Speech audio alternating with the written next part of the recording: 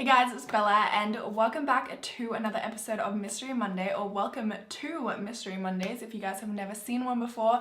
I do every Monday upload a video about unsolved mysteries, whether they are murders or missing people. I have an entire playlist of them which I will link below if you do want to see any more. I also want to mention two things before we get into the video because I know I will get asked, because I always do. The first thing is I do have a tutorial for the makeup look that I am wearing right now. So I will link that down below, but it should just be my last video because I'm planning on uploading this tutorial tomorrow, which is Sunday, and then this is Mystery Monday, which will be going up on a Monday. So even though it is linked down below, it should just be my previous video if you go to my channel.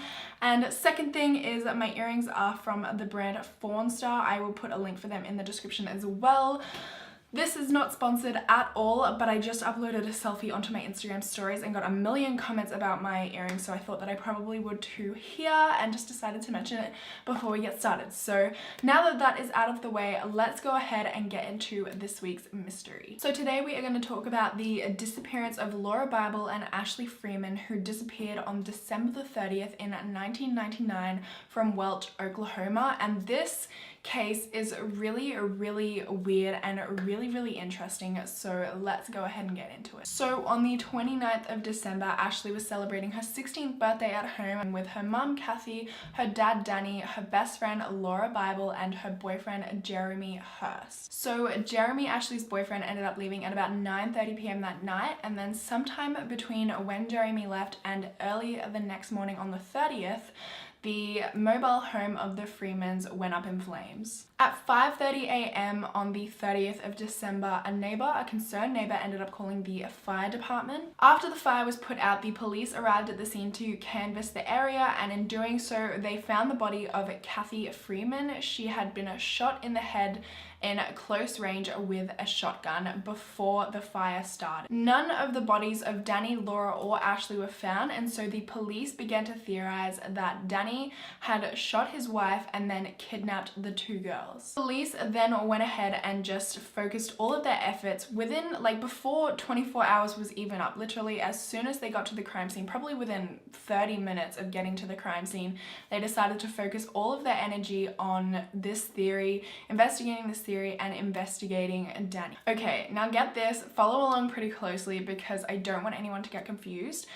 At the time of these murders and disappearances, Danny, the Freemans, were actually in kind of like a feud or a dispute with the police department. Now this is because Danny's son Shane had been shot by one of the Craig County Sheriff's Department police because he stole a car. And then just before the disappearance murders took place, Danny was actually planning on filing a wrongful death lawsuit against the Craig County Sheriff's Office. Danny even told his brother Dwayne that if anything were to happen to Danny, that he should look into the sheriff's office because they were trying to intimidate him, and he thought that they would likely be the ones to have something to do with it. According to Dwayne, the sheriff's department told Danny that they could do anything they wanted with him and he couldn't do anything about it. Now, the reason that this is relevant is because the next morning, literally 24 hours after the crime took place, after police got there and investigated,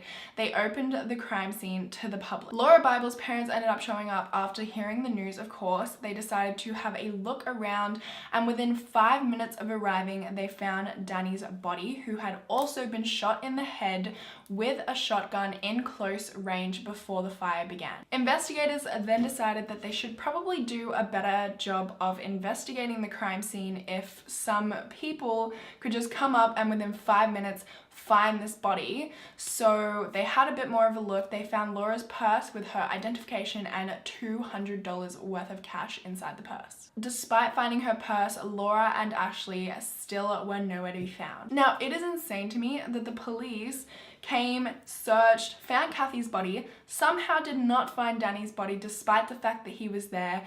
They then decided to investigate into Danny, focus all their efforts into the fact that Danny is definitely the one who did this, killed his wife, kidnapped his two daughters, and then within 24 hours opened the crime scene to the public. That is crazy to me. I don't think in a more realistic crime scene that they would have opened up the crime scene so quickly, especially considering they still needed evidence as to what happened to Kathy. I don't know, I just feel like that was really sus and really stupid. And what makes this even worse is the officers from the Craig County Sheriff's Office were completely dismissed as suspects. They weren't even looked into as suspects. They did a polygraph test and then they handed the investigation over to the Oklahoma State Bureau of Investigations and basically wiped their hands clean of it. That was it. They didn't really question them. They didn't really investigate into them. Nothing. They just did a polygraph and that was it. Not even the guy who shot Shane was looked into or hardly questioned. And other than that, there were literally no suspects in this case. Ashley's boyfriend Jeremy was not a suspect. Laura's parents were not suspects, even though I didn't expect them to be. I don't think they had anything to do with this.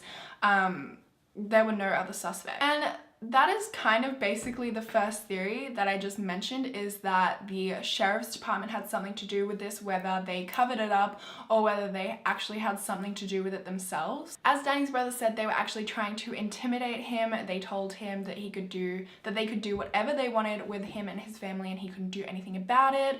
Danny, just days before he was murdered, was planning on filing a lawsuit against the sheriff's department for the death of his son. They shot his son and they didn't even find his body in their searches when Jay Bible, within 5 minutes of arriving at the scene, could find his body, and they didn't even bother to look into any other leads besides the fact that Danny had done this. That's the only thing they looked into. It was like tunnel vision.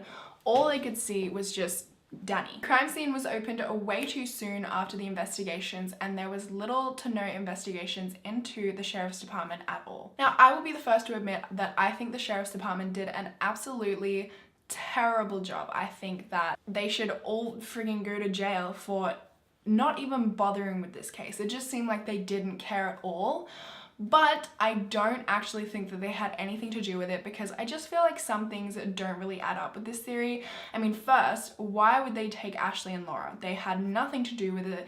Their beef was with Danny, and it just makes no sense for them to kidnap these girls. Like, why on earth would they just take these girls? It makes no sense. Not to mention, if the sheriff's department did have anything to do with this, why would they open up the crime scene knowing that they killed Danny and didn't dispose of the body? Like, someone literally found his body within 5 minutes, and I feel like that is something that the sheriff's department would try and cover up before opening a crime scene. Like, that seems really, really low effort even for the sheriff's department. I honestly think the reason that they did such a shitty job is because of their feud with Danny.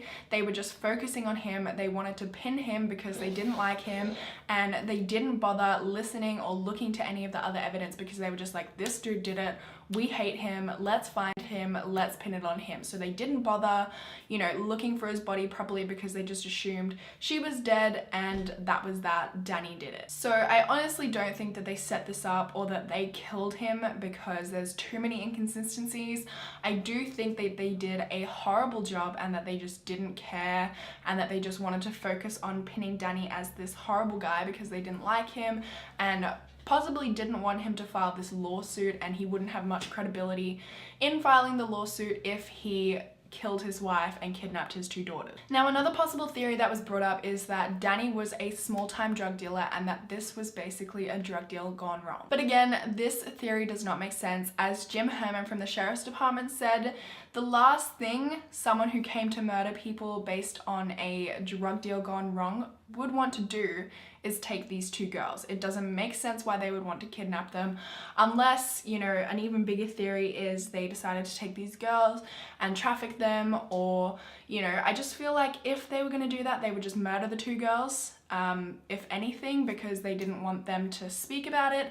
I feel like they wouldn't take the 2 girls, and nothing really fits with this theory. There was no real evidence to point to this theory, and yeah, nothing fits. No one thinks that this is what happened, nor do I. The thing that could make sense about this whole drug thing is that nobody ever found a gun, which I feel like, you know, drug dealers are pretty smart when it comes to like their murders and stuff. Like, they know how to commit crimes.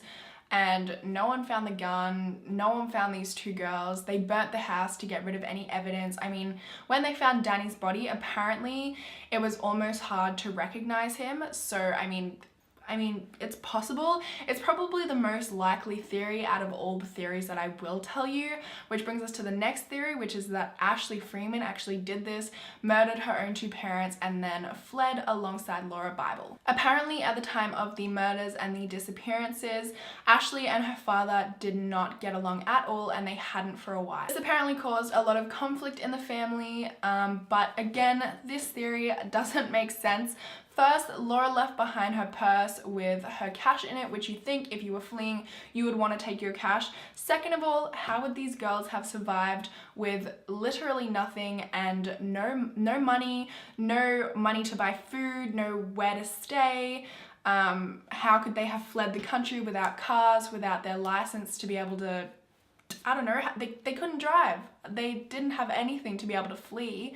They didn't have any money. They had nowhere to stay. It just doesn't make any sense at all. It just seems like an extremely difficult task for these two 16-year-old girls to just disappear off the face of the planet, try and hide all the evidence of killing Ashley's parents with making a fire, hiding this gun. How would they get the gun? I mean, it just kind of seems unrealistic. Okay, so the last theory, well, this is not really a theory, this is more of like someone literally confessed. This guy named Jeremy Jones, he said that he murdered both Kathy and Danny over a drug debt that his friend owed, and he just did it as kind of like a favor. He says he then took the two girls to Kansas, shot them both once in the head, and then dropped them down an abandoned mine. But when investigators went to go see the mine that he said they were at, there was no bodies found there, so they think that this guy was lying because he actually did end up recanting his theory and saying that he didn't kill them and that he only said this so that he could get better food and more phone privileges. So I don't believe this guy's confession at all. Which I know whenever I mention that someone confessed, I get so many comments being like, well, someone confessed, so it was obviously them. There are a lot of reasons that people confess when they did not actually do something, whether it was coerced or whether it was for their own personal gain. So like I said, he literally confessed so that he could get more phone privileges and better food, and that's all there is to it. I don't think that his confession was... And that is it for this case. I know this was a really short one, I'm sorry, but I just found it way too interesting not to include this in a Mystery Monday, even though it was short. Next week, I promise I will bring you guys a better one that will be like 20 minutes long because I know how much you love them. But do let me know in the comments what theory you believe, or if you have any theories that I didn't mention, let me know in the comments of what you thought, what you think of this case, any evidence that I may have missed out. Make sure to give this video a thumbs up if you do enjoy Mystery Mondays and want me to do more, and hopefully I will see you in my next video. Bye!